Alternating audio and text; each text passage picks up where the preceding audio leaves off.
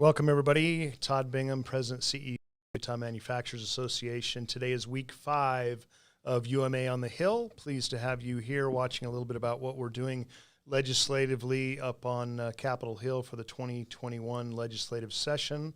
And pleased to have with me today a couple of great colleagues and friends of mine that have been up on the Hill lobbying jointly with me for various clients for many, many years. We're pleased to have Kate Bradshaw with Holland & Hart and Billy Hesterman with Holland & Hart, two colleagues of mine that are actively involved in our Legislative Affairs Committee representing a variety of different interests. And I've asked them to come on as my guest today, talk a little bit about some of the things that are happening on the Hill. So Kate, welcome.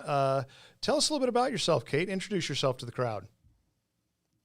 Sure. So Billy and I work for the law firm of Holland & Hart. And a lot of people obviously know Holland & Hart as a law firm, but we run the government affairs division here for their Utah-based clients, and also oversee our government affairs teams in 8 other Western states in a DC office. So have our fingers in a lot of different pies in terms of different things happening around the West. Billy and I have association backgrounds, which is how we first came to know and spend time with you for friendly association work on the Hill. But come from a background of having worked on staff for the state legislature, having worked with trade associations. I spent time with the Food and Retail Association. What's not to love about lobbying for shopping? And before joining Holland & Hart, now we represent a variety of clients and some that happen to be your members. Fabulous. Billy, tell us a little bit about yourself, your background. Tell the group that's listening in.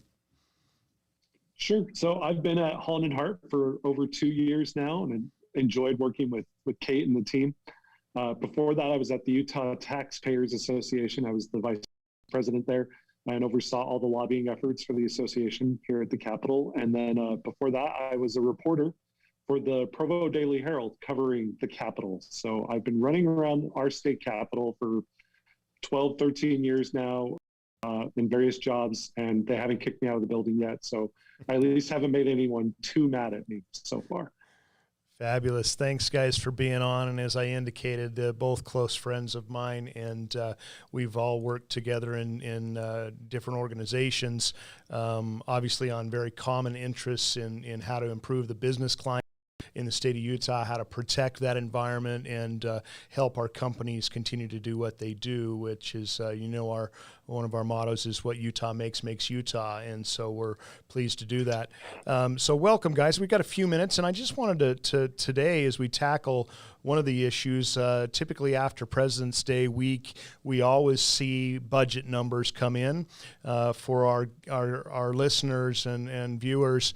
The legislature and the governor put together kind of their budget proposals, and they have some estimated numbers on what those budget predictions will be when they start to put that together the first part of the session. But historically, after President's Day this week are when those budget numbers come in, and we get really a better picture of what the funding will be within the state, and that has an impact on the appropriations and the budget proposal, et cetera. And today we got new budget numbers. And Kate, tell us, just briefly what you think about those numbers, and obviously saw a little bit more surplus. Yes, and Billy and I are coming to you actually live from the basement of the Capitol because today is a big day with budget numbers. Up until this point, the budget's sort of written in pencil. It's just best guesses on what we have to spend where. And from this point on, we're playing with real money to close the budget. And really what we learned today is despite COVID-19, despite impacts to the economy in terms of kind of closures of different businesses and people maybe not spending money in some of the restaurants and leisure activities they've done in the past, we have a lot more money than we thought. Even headed into the session, we are in a very different spot than some of our sister states. With more ongoing and one-time money than we thought.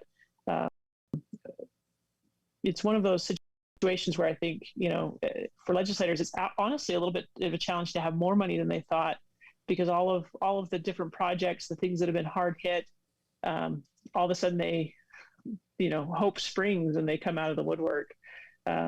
But it's one of those things where it's kind of an interesting day on the Hill as you eagerly await those numbers. Billy has spent a little more time diving into them today, so I'm going to kick it over to him to talk a little bit more about where we see it, education fund versus general fund and what that means. Yeah, and Billy, as you dive into that, maybe give our listeners just a little bit of an idea of we've talked a little bit about one-time funds on this program. We've talked about funds, but kind of talk a little bit about what that is. I mean, good news that the economy is doing well, and we know Utah seems to be rebounding well from what's been a very tough year. But walk us through that a little bit. So what we learned today is that the state has $1.3 billion in one-time money. And so that's money that you can spend once and then it's gone. So it's money if you're thinking about your family budget, that might be where you spend your vacation money or that's your Christmas money. And then another $205 million ongoing. And so that's where you're going to fund like the everyday things, your car payment, your mortgage, those kinds of things. And that's how the state budget's crafted, is those one-time needs they fund with that one-time money, and then obviously the stuff that reoccurs every single year they use that ongoing money for.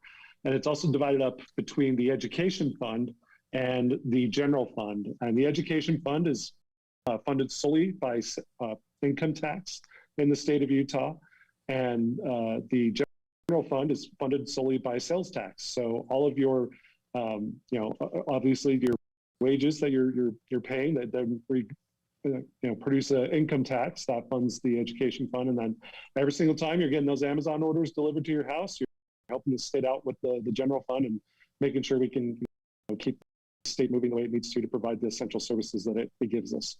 Yeah, great. So those as we dive into that, I think it's important. We've talked with our listeners before about the importance, as you alluded to, of state income tax versus sales tax. And, again, given everything we've been through the last year, to have the numbers come in where they're at is certainly somewhat of a surprise. But Kate, as you alluded to, it does make some challenging decisions, because the assumption has been throughout the session the last number of months that the numbers were going to be pretty much where they were. And now for those numbers to come in a little bit higher, as you indicated, means, springs hope, and people start to think about, well, what can we get appropriation money for that will help us in certain areas. What are the things that for you guys, or Kate, for your clients, if you could be king for a day and take some of that money, where are the areas that you feel would benefit businesses the most, and also benefit our individuals, our citizens out there? Sure. So when you're talking about taxes, it always depends on what you think's best based on, where you're standing, what perspective you're looking at.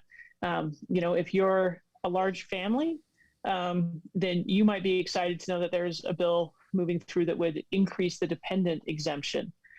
So all of those kids just became a little bit more valuable potentially to you if that bill passes, because it would be a tax cut for families. And the intention of that one is to address some of the federal tax cuts at the end of the Trump era that probably didn't recognize the unique nature of Utah's larger family size. If you're a retired person living on a fixed income, then of course something that addresses the taxation on your retirement income, that's more attractive to you, and there's a bill moving through that would do that. Also, a similar bill dealing with military retirement income, which in Utah we tax, some states don't. If you're a business or somebody whose kids have grown up, or you don't have kids, then you're maybe excited about just a general income tax cut, a state income tax cut. And there's some bills that look at those ideas too. In terms of what's best, it just depends on where you're standing. There are some businesses who would say, what would be best is maybe not to give a tax cut, but let's put that into infrastructure, which is another hot topic this year. Should we, in order to keep the economy moving, keep the unemployment rate low, should we instead be thinking about infrastructure projects, building projects, for our state universities, highways, things like that, so that we continue to put money into the economy with those jobs, and then it trickles to other things. So there's what you want depends greatly on who you are and what your life circumstances or business operations are. Yeah, very, very true. Wise words there. And you're right. Those number of bills that are coming forward, we've seen traction on a number of those things, from the child dependent issue to Social Security to military retirement, that type of thing. Billy, I know you tend to focus, because of your tax background, a little bit more on the education side of things sometimes as well. Can you give us a kind of a synopsis of what this might mean for education funding? We've certainly seen increases in the weighted pupil unit and the amount of money that education has gotten over a number of years. And in fact, they did some of that during the interim as well. But what could this mean potentially for education funding? It's significant. It's going to be a year where we can tell the legislature, thank you for paying attention to our teachers and the education system. They were able to restore the funding that education lost last year during the COVID-19 lockdowns and budget cuts. And they were also able to bump the WPU, projected right now at least, by 6%. And this is in addition to all the other things that they've done. They've put out bonuses that teachers are going to start collecting probably in March. Also those other side things, and making sure that the teachers were moved up in the vaccination line so that they could make sure that our schools could keep running in a safe way. So a lot of things being done on the education front. We can't say enough about what our teachers and the staff are doing at our schools right now. And whatever support we can continue to give them is a positive thing from this budget this year, and hopefully sets a standard for what they look at moving forward. I agree. Thank you. I certainly know we all three of us individually, ties to teachers and immediate ties to teachers, and we're grateful for what they've done through this difficult time. So I know both of you have got to run. I appreciate taking a few minutes to visit with me. Thanks again. Next week, we're going to try and have another individual in to talk more in depth on tax, and get into a little bit more of the package of what we think may happen by that point as we get our arms around these numbers a little bit right now. So as we've indicated, it's a weird year up at the session, but the process remains the same. Budget numbers come out. We see the surplus. I was talking with my colleague in Chicago today in Illinois, and he jokingly asked me, "What's a surplus?" He says, "We've never seen one of those." So, Kate, Billy, thank you so much for spending some time with me. Again, to our viewers, thanks for what you do for the state of Utah. Thanks for making Utah through making products. And again, our mission is to strengthen and connect all of Utah's makers. Thanks for tuning in for UMA on the Hill, and we'll see you next week.